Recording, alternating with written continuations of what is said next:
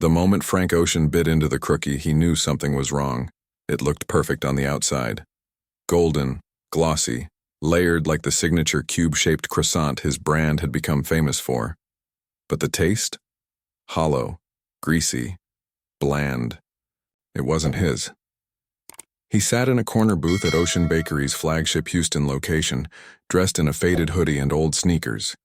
No one recognized him as the founder who had built the empire from a single bakery in Montauk. That was the point. He'd come undercover after weeks of troubling reports.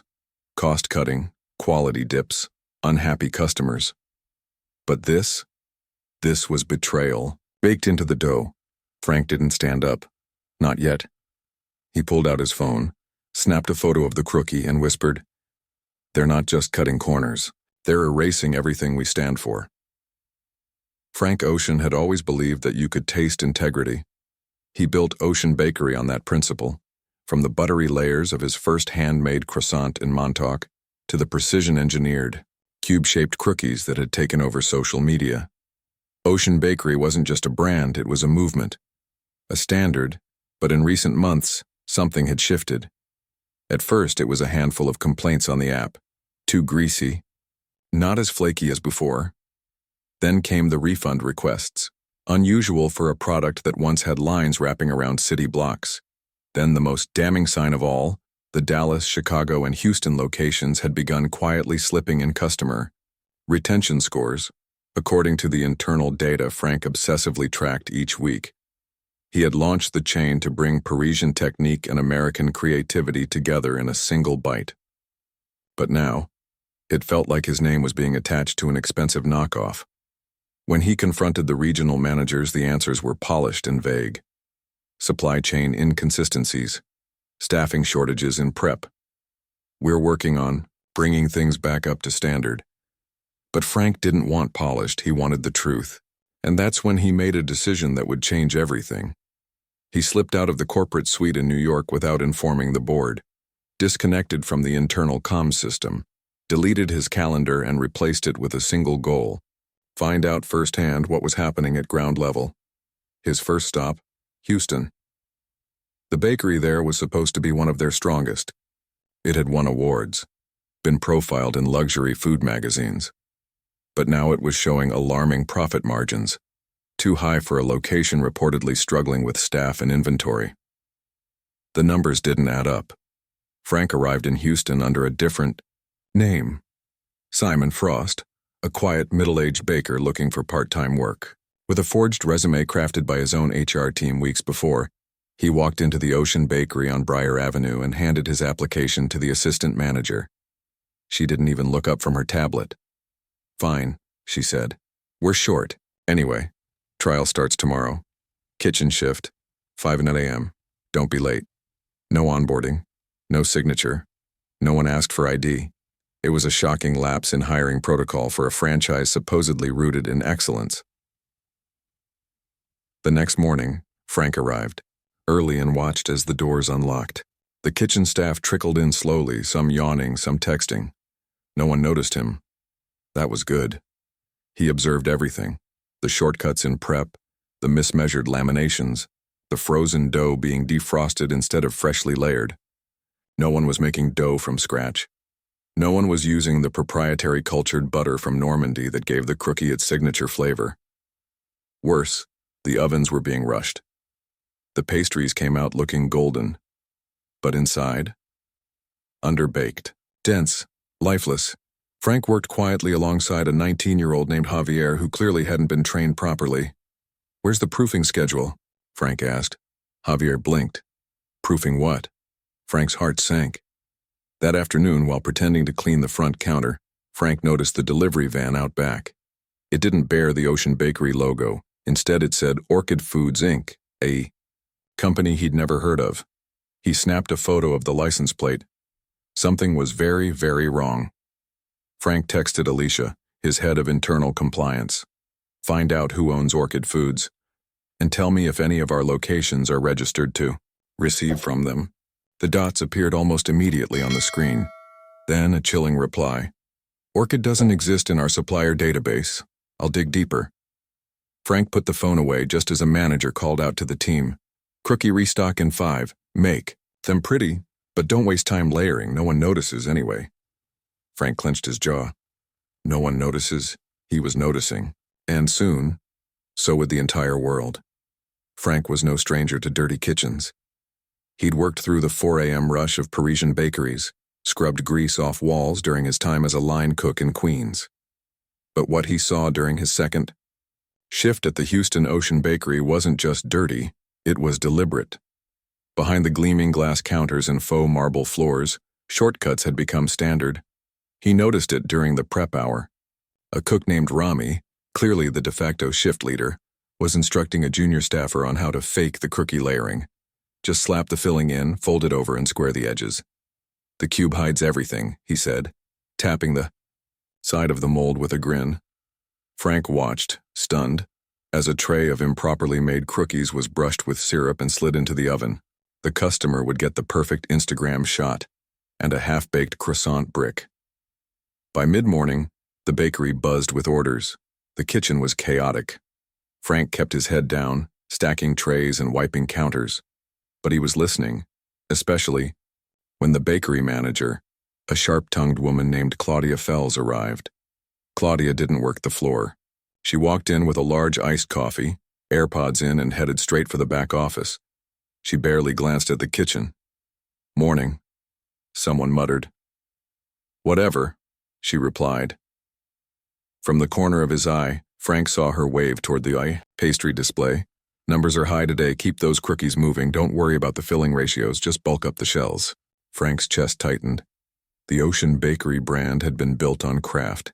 Now they were selling facades, empty calories shaped like dreams. Around noon, a delivery truck pulled up again, the same Orchid Foods Inc. van. Frank dried his hands and slipped into the loading hallway just as the driver, a man in his 30s with a Bluetooth earpiece, was rolling in a cart of shrink-wrapped pastry boxes. Frank casually glanced over. There were no Ocean Bakery labels. Instead, generic stickers marked pastry cubes, vanilla, Orchid SKU 4471. "Got a signature form?" Frank asked. The driver grunted. "Claudia signs off, always does." "You from Orchid? Contracted?" "Yeah." "You knew?" Frank nodded. "I'd keep my head down if I were you," the man added, eyeing him. "They don't like questions around here." After he left, Frank walked to the office. Claudia was sitting at her desk, phone to her ear, signing the receipt without even looking. "Need me to scan this in?" Frank asked, feigning helpfulness. Claudia gave him a dismissive look. "Just leave it. I'll handle it." He slipped away, but not before snapping a photo of the receipt. The form had a strange code scribbled in blue ink. CC H08 2XR Van Orn. Frank forwarded it to Alicia. "Scan this. Cross-reference Orchid Foods and see if the CC code shows up in any internal franchise records." He got a reply minutes later. "Nothing official, but I found internal emails between Claudia and 2 other regional managers.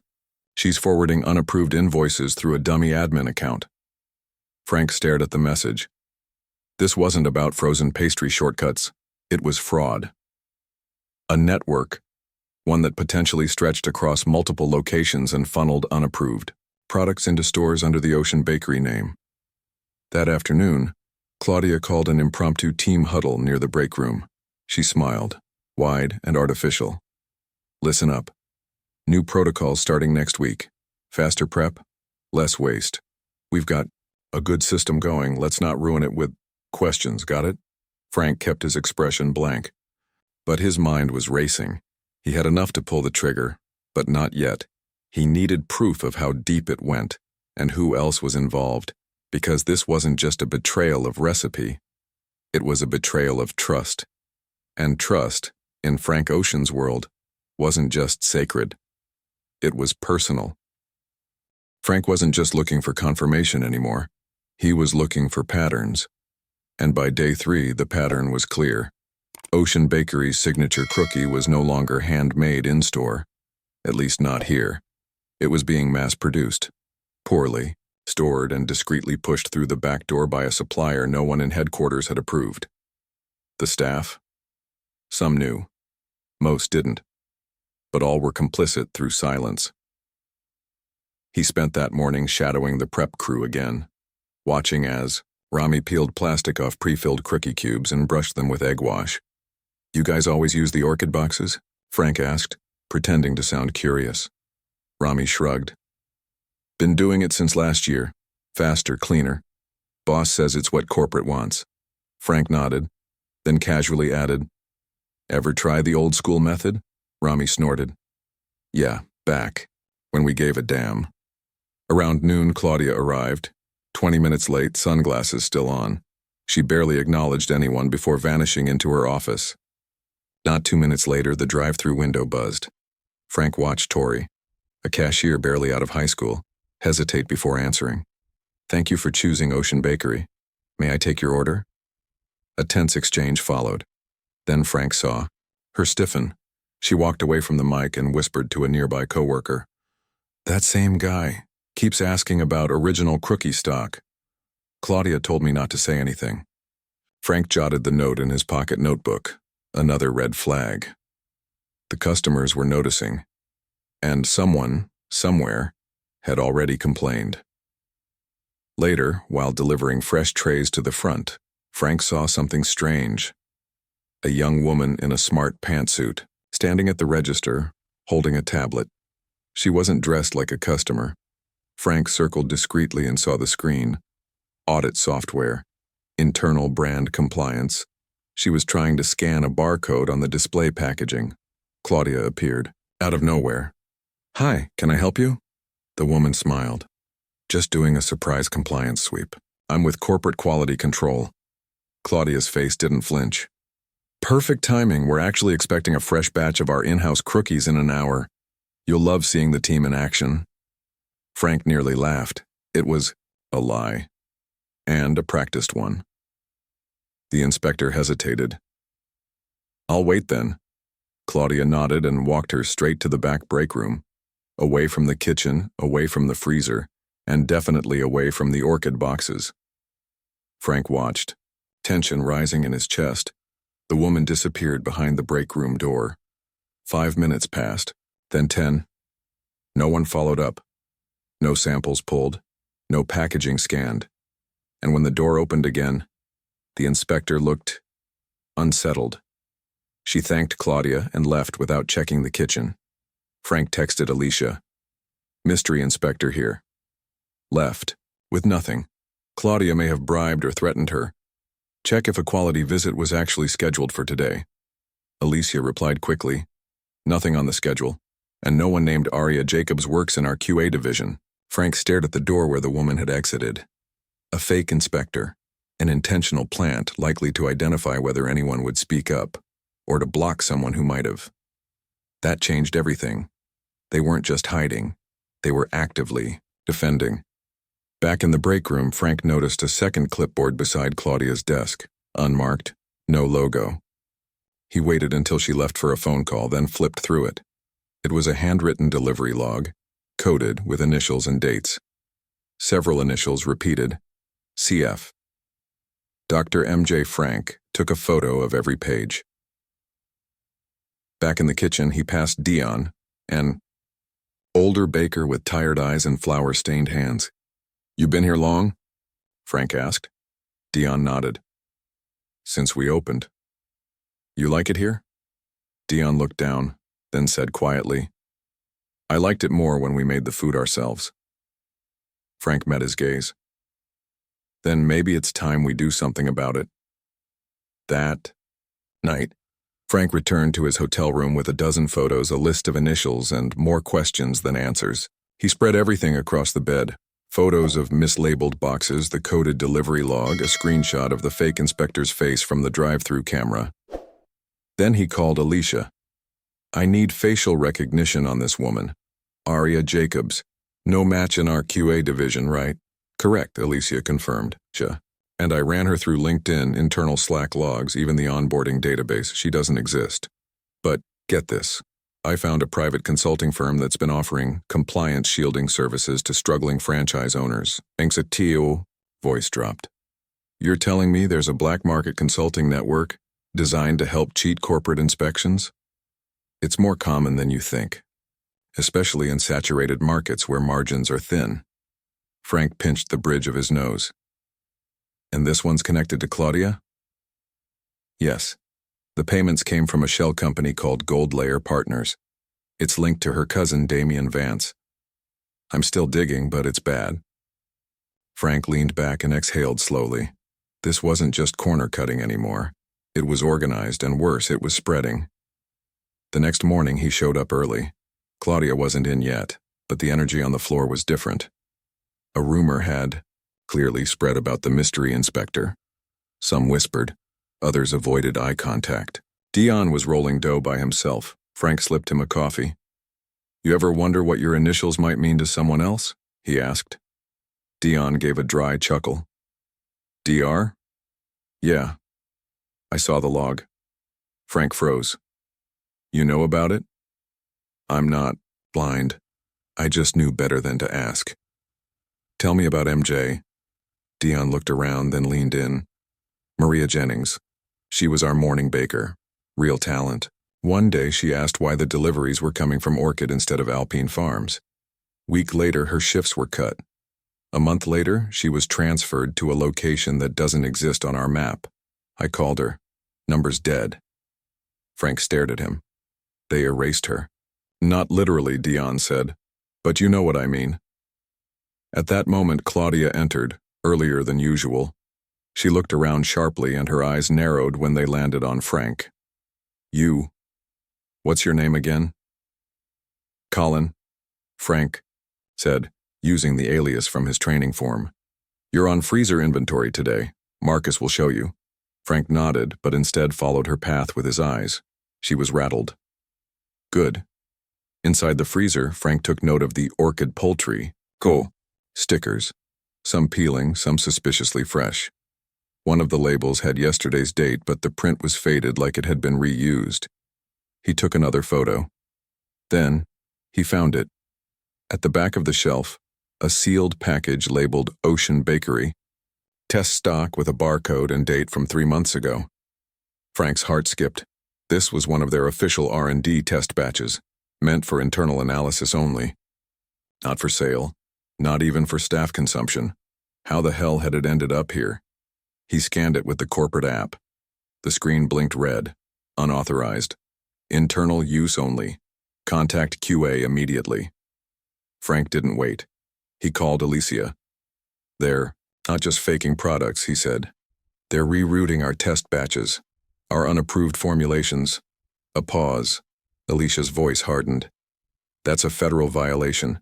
We're no longer talking internal breach, we're talking liability. Frank stared at the frost-covered walls. If any of that goes out to customers, we'll be dealing with lawsuits, not just bad headlines. That evening, Frank sat on a bench outside the store as staff filtered out. Dion sat beside him, silent for a while. You still here after all this? Frank asked. Dion shrugged. Somebody has to be. Frank turned to him. Would you stay if things changed? If someone actually cleaned house? I would. Dion looked at him, really looked. You're not a temp, are you? Frank smiled faintly. No. And, for the first time, Dion smiled back. The next morning, Frank didn't clock in. He walked straight through the back hallway, up the service stairs, and into Claudia's office before anyone noticed. She looked up from her desk, startled. You can't be back here. Frank cut her off. Let's not pretend anymore, Claudia. He removed his ball cap, dropped the fake ID on her desk, and let the moment hang. I'm Frank Ocean, founder, CEO, Ocean Bakery. The color drained from her face. She stared at him like he was a ghost. I knew something was off, she whispered, then forced a laugh. This is highly irregular. No. What's irregular is reusing QA test batches, serving them to paying customers, and forging supplier invoices to pocket the difference. Frank stepped forward. I have the logs, the photos, the packaging, And now I have the name of the consulting firm shielding your operation. Gold Layer Partners. Your cousin's business. Claudia's voice faltered. We were trying to stay afloat. Frank's tone sharpened. No. You were trying to get rich off my recipe. You gambled with our integrity, with my mother's name. She sat back, hands clenched in her lap. You don't understand what it's like out here. Corporate gives us impossible targets. Supply prices are up. Labor's down. I was holding the place together. By breaking everything that made it worth running, Frank snapped. I built this company with dough under my nails. Don't talk to me about pressure. He paused. Where's Maria Jennings? Claudia's eyes flickered. She's gone. Gone where? She asked too many questions. Damien moved her to a different location. Or maybe she quit. I stopped asking after she blocked me.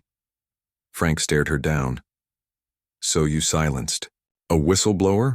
Replaced quality with garbage and sold it under the Ocean Bakery name? Claudia's voice grew defensive. Everyone was in on it. Marcus helped coordinate deliveries. Dion looked the other way. Even Tasha knew something. The door burst open before she could finish. Dion stood there, face flushed, eyes blazing. He'd heard every word. You don't get to use my name, he said. Frank turned. How much did you hear? Enough. Claudia stood, suddenly defiant. You think you can walk in and fire me? I've been keeping this place running for 3 years. You wouldn't have a storefront without me. Frank stepped aside. No, but you won't have one without me either. He turned to Dion. You still want to stay? Dion nodded. If she goes. Frank looked at Claudia. You have 10 minutes to hand over your office keys. My team's downstairs with HR. There'll be a full audit. Your employment ends today. Her voice cracked. You're making a mistake. No, Frank said. You made it. I'm just cleaning it up. An hour later, the lobby was still. Claudia had been escorted out the back. Marcus, shaken, had asked to speak to HR. The staff huddled together near the pastry counter, unsure of what would come next. Frank stepped forward. I know this is a lot, he began, but you deserve to hear the truth. He explained the deception, the fraud, and how deep it went. 12 confirmed locations, all tied to the same network. Most of the employees gasped when they heard about the unauthorized chicken fillings, the fake croissant batches, and the false inspection reports. Tasha looked pale. I gave one of those test crookies to a child yesterday. Frank placed a hand on the counter. We've already pulled every batch. Nothing goes out today. FDA is on their way. We'll be closed for 48 hours minimum. He took a deep breath. But when we reopen, those of you who want to be part of the solution will have a seat at the table. Dion looked at him. And if we don't? Then we part ways respectfully, Frank said. But I think most of you are here for the right reasons. Silence. Then Tasha stepped forward. I want to stay. Dion nodded. So do I. Frank smiled quietly. The cleanup had begun. The doors of Ocean Bakery remained shut for 2 full days. Outside, customers stared at the taped notice. Temporarily closed for internal audit and reformation. Thank you for your patience. Inside, however, the lights were on, and the truth was being laid bare. Frank sat in the back office with Alicia, his operations chief, and 3 members of the corporate quality team. On the table lay 2 stacks of paper. One labeled official supply chain, the other unauthorized shipments. Every single delivery for the past 7 months has gone through Value Pro Foods, Alicia confirmed. And we traced that shell company to Claudia's brother-in-law. Frank exhaled slowly. 12 locations, same pattern? Yes, Alicia said grimly. And they coordinated through a private email server. IT just cracked the archives. Claudia wasn't just following orders, she was one of the architects. Frank stood, walked to the window overlooking the baking room. It was spotless now. Dion, Tasha, and 3 others were inside, scrubbing racks, sanitizing counters, and tossing out every suspicious supply they found. Tasha spotted him and gave a small wave. He nodded back. She's only been here 3 months, Alicia observed. But that girl's got more loyalty than half the senior team. That's why we start with her, Frank said. And Dion. Meanwhile, in the kitchen, Dion was steaming the proofing trays when Tasha walked over holding a clipboard. Dion, look at this. He glanced down. That's the inventory sheet. Right, but it doesn't match the digital system. Half the supplies Claudia logged don't even exist, Dion swore under his breath. She was covering her tracks in both directions. Tasha nodded. We've been baking with filler flour. That's why the crookies were collapsing. It's not the ovens. It's the ingredients. Dion looked over at the test batch he'd made earlier that morning using verified supplies from HQ. The crookie sat tall, golden, and perfect, layers crisp and airy. This is what it's supposed to look like, he said quietly. By noon, Frank gathered the remaining staff in the cafe seating area. The air still smelled faintly of bleach and cinnamon. I owe you an explanation, he began. Not just about Claudia or the fake crookies, but about how we let this happen in the first place. He pulled out a thick folder and tossed it onto the table. Corporate structure has failed you, and for that I take full responsibility. Dion raised his hand. Then why come back undercover? Frank met his eyes. Because I stopped trusting what reports were telling me. I needed to see it, smell it, taste it. He paused. And I needed to know if there were still people worth fighting for in this room. Tasha swallowed hard. The silence was heavy. Here's the path forward. Frank continued. Ocean Bakery will reopen, but only under 3 conditions. Every ingredient is verified and traceable. Every complaint goes directly to my office for 90 days. A new leadership model, one built from the floor up. He turned to Dion. Effective. Immediately, you're head of kitchen operations. Then to Tasha. And you'll manage the front counter and guest experience. Full training. Full support. Tasha's eyes widened. I've never led anything before. Frank smiled. You're not leading because of your resume. You're leading because of your integrity. Anyone who doesn't want to move forward under these terms, he added, is free to walk. Not a single person stood. By 7 a.m. the next morning, the storefront windows of Ocean Bakery gleamed like polished glass. For the first time in months, the smell wafting onto the street wasn't faint or stale. It was rich, buttery, alive. Inside, the staff moved with quiet coordination. Dion led the back-of-house team with a new white apron tied neatly over his chef's coat. Every ingredient was weighed, logged, and triple-checked. The prep station had gone from chaos to symphony. At the front, Tasha adjusted the newly installed transparency board, a digital screen that displayed real-time ingredient sources, baking times, and even customer satisfaction scores. Guests could now see where every crookie came from, down to the batch number of flour used. This feels real, she whispered to herself. Then the first customer walked in, an older woman with salt and pepper curls and a cane. Tasha recognized her. Mrs. Hill. She used to come in every Thursday until Claudia accidentally lost her reservation 3 weeks in a row. Good morning, ma'am. Tasha smiled. Welcome back. I saved a window seat for you. The woman blinked, then slowly smiled back. I wasn't sure I'd ever come back here. We've changed. I promise. Tasha handed her a fresh crookie with a ceramic plate instead of a takeout bag. No microwaves, no shortcuts, just care. Back in the kitchen, Dion was inspecting the oven when a loud voice echoed from the rear hallway. What the hell is this? Claudia. She marched in through the back entrance, furious, flanked by a man in a gray suit. Frank stepped out. From the walk-in cooler, calm as ever. You weren't invited, he said evenly. I'm still listed on the franchise lease, she snapped. You can't just fire me and take over. No, but I can void your agreement, Frank said, holding up a signed legal document. As of this morning, your franchise has been fully reacquired.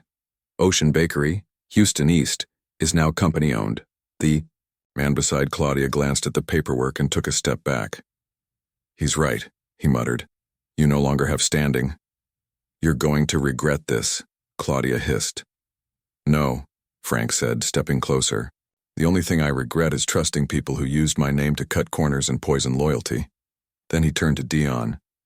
"Fire the oven." Dion nodded and slid a fresh tray of crookies into the radiant heat. "I hope you're watching, Claudia," he added without looking at her, "because this is what your shortcuts cost you." Claudia stormed out. The man in the gray suit didn't follow.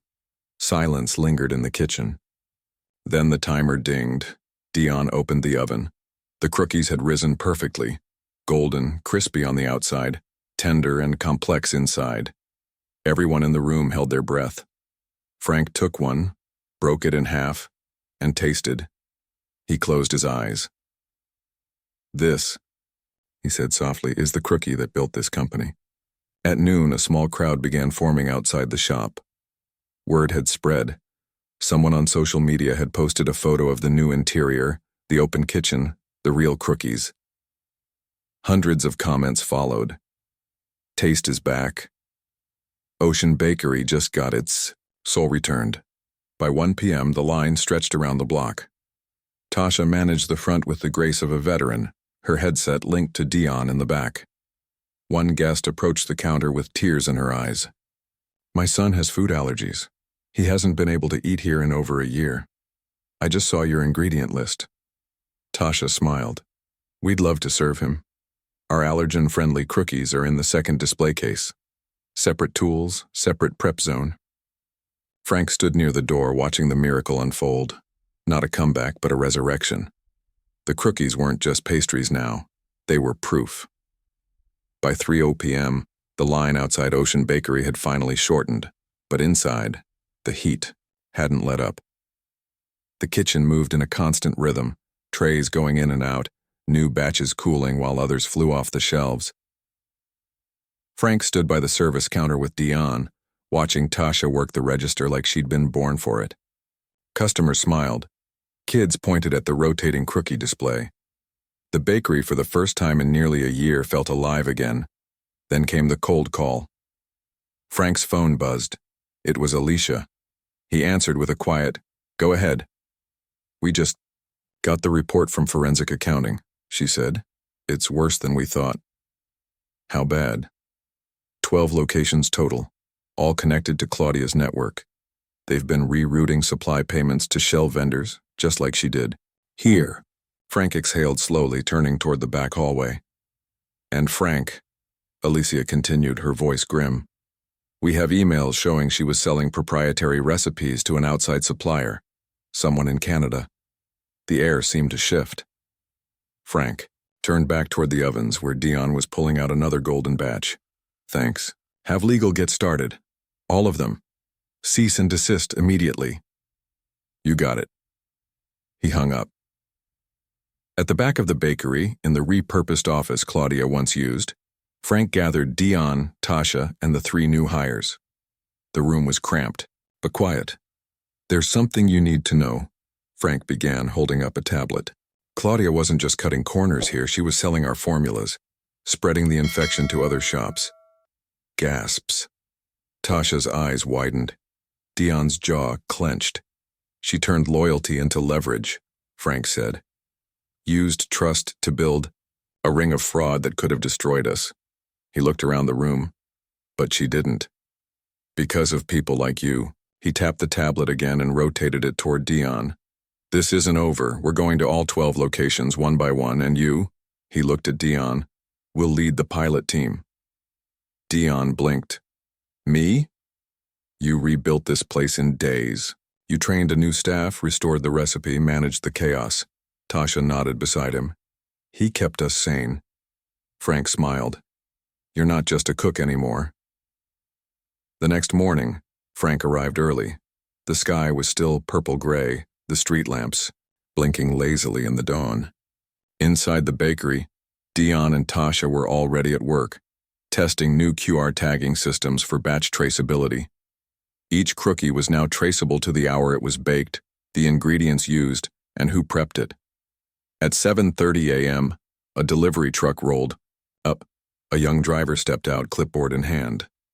"Morning," he said to Frank. "I've got the week's order. Organic butter, Valrhona chocolate, and a special box from the founder's kitchen. Frank raised an eyebrow. That's me. The driver grinned. Then I guess you get the honors.